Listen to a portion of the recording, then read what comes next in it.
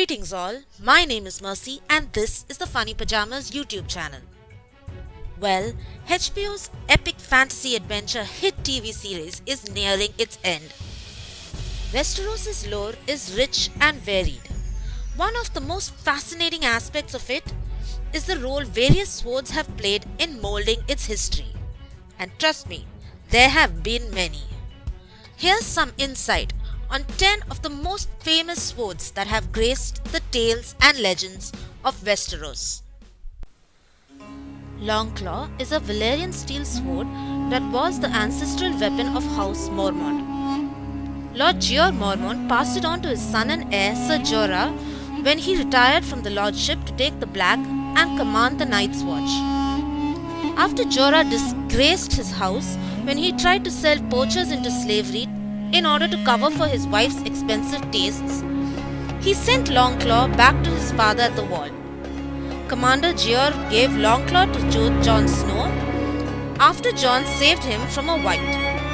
He replaced the bear pommel with that of a direwolf, the house sigil for House Stark. Ice. Another sword made of Valyrian steel is Ice. It is an heirloom of House Stark and has been in the possession of this family for generations. It was kept in a special scabbard crafted from the pelt of a wolf.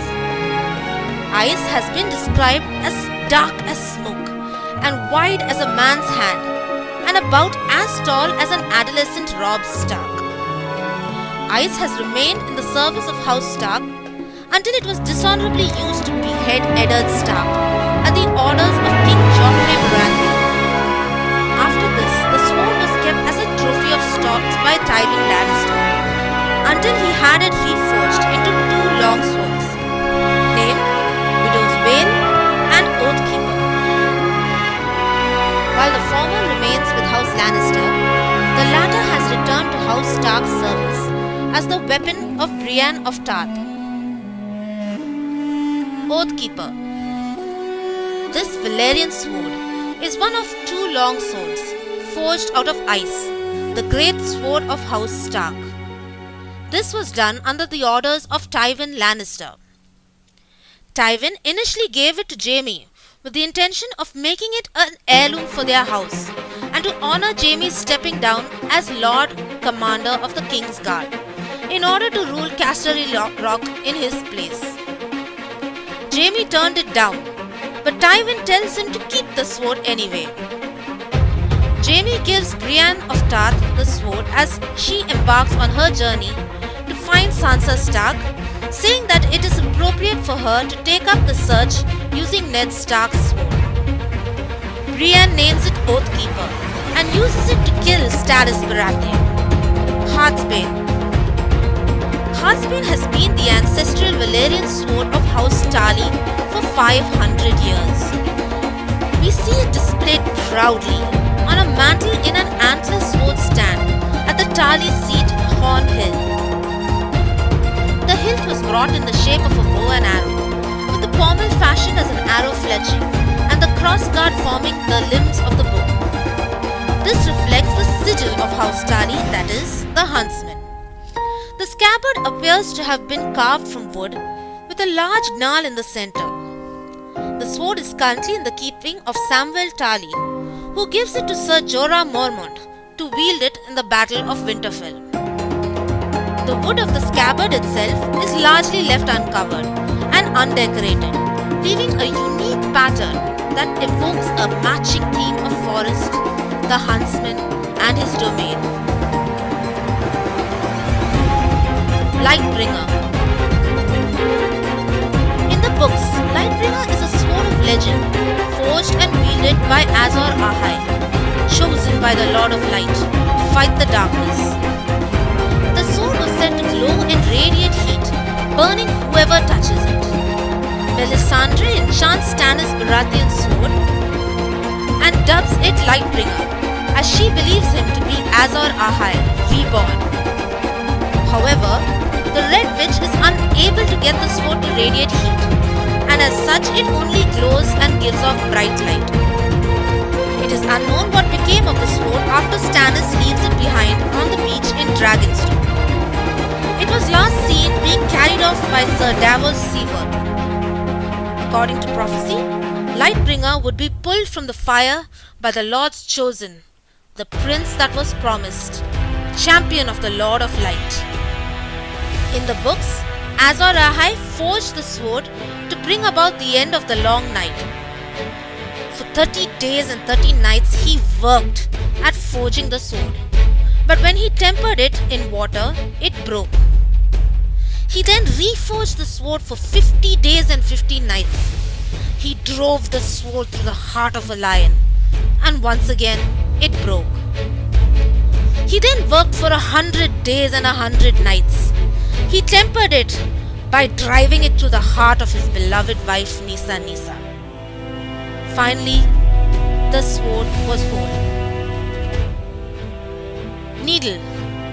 Needle is a thin sword wielded by Arya Stark.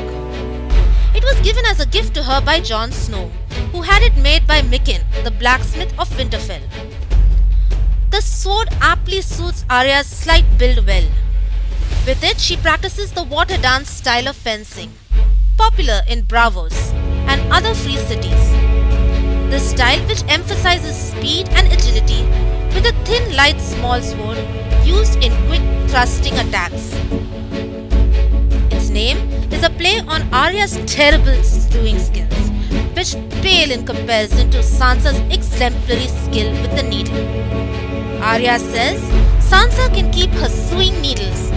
I've got a needle of my own. Dawn. Dawn is the ancestral sword of House Dane. The sword's bearer is a knight of the family who bears the title of the Sword of the Morning. During the reign of the Mad King, Sir Arthur Dane of the King's Guard bore Dawn. He was killed at the Tower of Joy by Howland Reed and Ned Stark.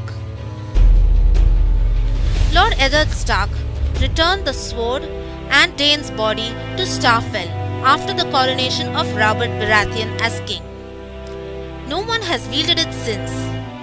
Dawn is said to be forged from the metal of a fallen star. Dark Sister. Dark Sister is one of two Valyrian steel swords belonging to House Targaryen, the other being Blackfire. It was wielded by Visenya Targaryen, the sister wife of Aegon the Conqueror. A great warrior, she used it in battle as well as while riding her dragon during the War of Conquest. It was also wielded by Prince Daemon Targaryen and later Prince Aemon the Dragon Knight. One of the bastard sons of King Aegon IV, Brynden Rivers, also known as Bloodraven, was the last known wielder of Dark Sister. It is unknown what has become of the sword and its sister sword after Bloodraven or the Three-Eyed Raven was stripped of his titles and exiled to the wall. According to George R.R. Martin, Bloodraven took the sword to the wall, but its current whereabouts are as of now unknown. Blackfire.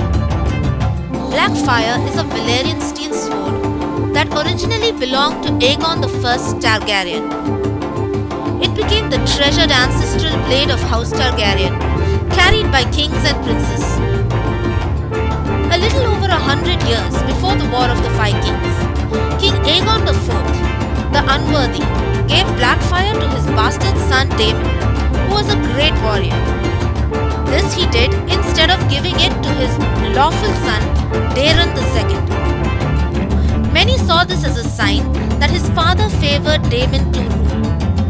Later, Daemon founded his own cadet of House Targaryen. He named them after the sword, House Blackfire, and took the name himself and became known as Daemon Blackfire. Upon the death of Aegon IV, his lawful son Daeron succeeded him.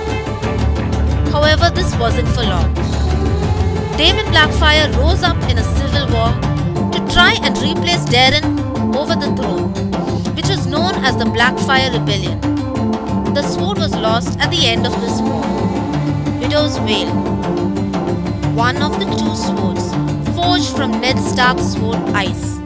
Tywin gave the sword to Joffrey Baratheon on his wedding day. In the books, Joffrey uses the sword to hack open the pigeon pie at the wedding feast, which was, suffice it to say, not a pretty sight. However, he owns the sword for exactly 1 day, as he is poisoned shortly after. During the funeral service held at the Sept of Baelor, the sword is placed along Joffrey's corpse. The sword is next seen carried by Jaime Lannister after his return from the Riverlands. Jaime later uses the sword to knight Brienne of Tarth in the second episode of season 8. That's all I have for you guys today. And listen, if you haven't yet hit that beautiful big subscribe button, do so now and become a subscriber to my channel. Be sure to hit the bell button as well so that you can receive updates whenever I post something new. You can follow me on Twitter at mercy_d or Instagram at mercy_st. I also have a blog www.funnypajamas.wordpress.com, that's pajamas with a Y, and would love it if you take some time to visit it. That's all from me right now. See you again soon. Thanks for tuning in. My name is Mercy, signing out. Bye.